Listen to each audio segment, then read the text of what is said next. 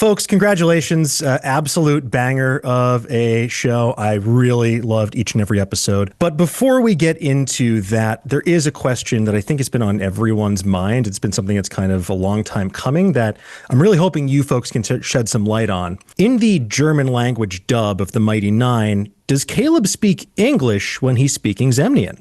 This is a great question. It's a great question. I don't know. I don't know. I would think so.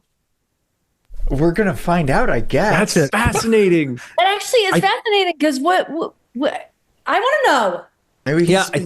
Maybe he's speaking Japanese. That's true.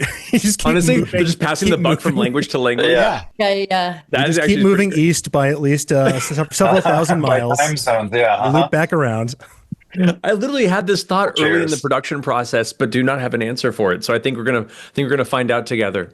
All right. It's got to be that. It's got to be. We'll find out. I'm very excited. We don't know. We just made the show. We don't know.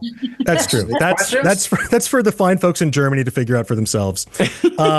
But something I do want to talk about is what really struck me when I was watching The Mighty Nein is Neil Acrie's fantastic score. It feels there's so much more synth in it. It's tonally different than Legend of Vox Machina in some really exciting ways. And, since the very beginning of Critical Role, music has been something that subtly but powerfully informs our experience of these characters.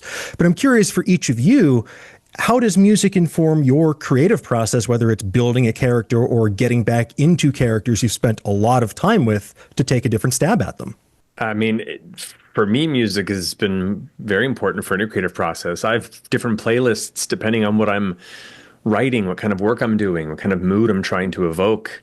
I have atmospheric, dark space kind of droning playlists for when I'm doing more dark horror-based narratives. If I have just a general video game OST playlist, if I'm just doing general work stuff. So yeah, like music for me is a very informative piece to the kind of mood I want to be in, let alone the type of work I want to do. So from my perspective, it's super important. I don't know about you all. Sam doesn't have any experience with music, so I don't know what he has to say on this. Yeah, music is everything. Yeah, I mean, for this series specifically, we wanted to try a new musical approach to differentiate it from Legend of Vox Machina, but also because the story is, it's more sophisticated, it's more gritty, and so we wanted to bring in some newer sounds. The ask for Neil was, Tron meets Lord of the Rings. And so we got this cool electric sound, and it's dark and gloomy, but also moments, obviously, of light. But yeah, I mean, his score has certainly dictated a little bit how we have edited some of the episodes. We took some of his music from earlier episodes, and as we go into later episodes, it certainly affects how we put together the animatics, and just sort of helps to set the vibes for the whole thing. There's also one of my favorite themes, musical themes, is Lucian's. Also moments when we're getting introduced to Yasha or Orphan Maker. Neil is so great at making a thread of specific themes for each character, but also they sound so different and they feel emotionally so different. I'm obsessed with the music in Mighty Nein. I think Neil knocked it out of the park. Oh, absolutely. I mean, just from that, literally the opening cold open, I'm just instantly locked in. Just when that synth hits, just something like activated in my bloodstream, woke me up like the Winter Soldier. It was fantastic. But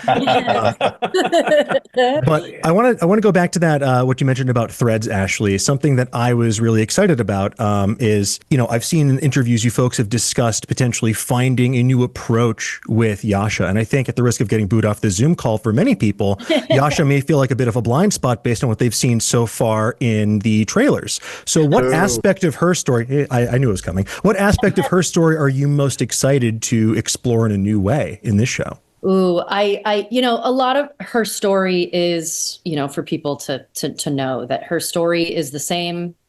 The arc is the same. It's her introduction into these characters, that I think we got to sort of tinker with a little bit, make a little bit more interesting, give a little bit more depth, and tension, which tension on screen is very exciting. So I think I'm just most excited for people to, I mean, for people who know campaign 2 and know Yasha and know the tenderness that she has. I can't wait for the audience to sort of see this creature that they think is this.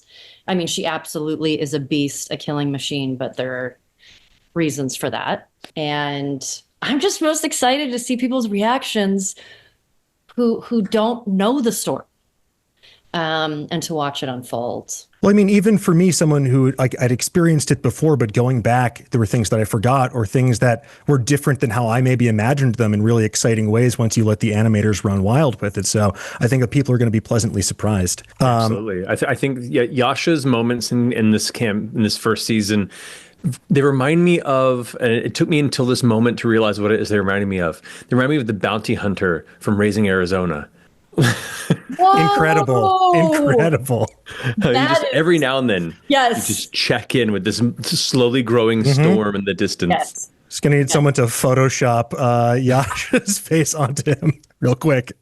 That's fantastic. Well, Matt, I want to talk to you about something. You know, must be an interesting experience for you because D&D inherently a collaborative experience. You're all telling a story together, bouncing off each other. But you also, in the original version, have the unenviable task of having to sort of create the sandbox in which everyone's playing constantly and all the time, always. And now you have to step back and you're playing multiple characters, but select characters. Is there a difficulty in letting go of some of them, or is there a relief? And what maybe surprised you the most or delighted you the most about seeing other people's interpretation of roles that you were playing originally? Honestly, like other than like Essek, for instance, is a character that is so close to me, and I feel like the fandom would have razzed Los Angeles to the ground if I didn't play him to an extent. But for me, I'm not really precious about most of, if any of them. Like I've spent my time interpreting them. I'm excited to see what new performers can bring and breathe into them, and that to me, one of the most exciting facets of this whole process of adapting our campaigns into animation is to then dream up a cast for all these characters that that they've been able to work off of and play with in the world that I created and got to inhabit, and then see who says yes. And weirdly, the vast majority do. We keep having these dream casting sessions of like, man, that'd be great if we can get, Lucy Liu as the Bright Queen. Oh, she's gonna do it. Okay, cool. It's so, yeah, it's exciting. I am not precious at all. I am stoked at the opportunity to bring in these wonderfully talented people and watch them just soar. It's awesome. Yeah, I mean, you folks have put together such an incredible cast to join you this season. I think, like you mentioned, Lucy Liu is the Bright Queen. I think the one that stood out for me the most is Mark Strong as Trent Ickathon. And I did not realize he was fluent in German, but like, did you know that going in, or was that just a pleasant surprise?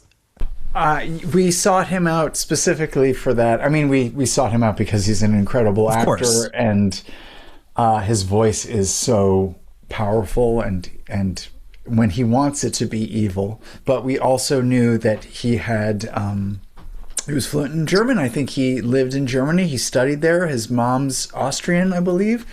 And we knew that we didn't need the actor who plays Trent Ickathon to speak fluent German. We could fake it. We could get him a dialect coach or what have you. But boy, it would be so much easier and more authentic and interesting if we got someone who actually spoke the language. And so he was top of the list, first and only offer, and he was one of the first people to say yes to us to the show. And after he signed on, honestly, everybody else was like, "Oh, Mark Strong's doing this? I'm in." So it was great. It was great to get him. I geek out super hard listening to him speak German and all of the German speaking cast. There's a handful, and I just love that thread in the show. Yeah, and I mean, that thread I'm very excited for people to experience because there's so many breathtaking moments. And speaking of moments like that, they're what I said this out loud multiple times in 3 words, and those 3 words were holy. Is there a moment, a holy moment that stands out for you over the course of the season that you're excited for other people to experience, or one that maybe you couldn't believe got animated in this particular way? There's a bunch. Oh, man.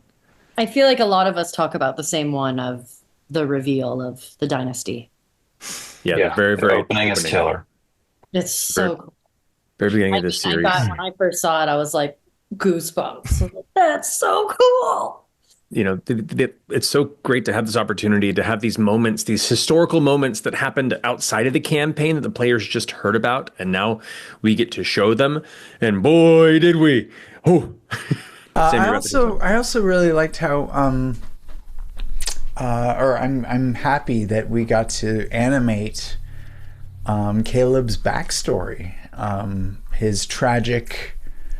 Some might think tragic. I don't want to prejudge anybody. Some may consider it a tragic backstory. And it was just cool to see him as a kid and to see his whole nightmare past. And the amount of visual emotion, like obviously there's our vocal performances and the music, which is so evocative, but even just the visuals, the detail of like emotions on faces. I can't wait for the audience to see that specific episode, just because it goes hard. It goes real hard. Yeah, I think that episode is the editing episode, going back and forth. Yes.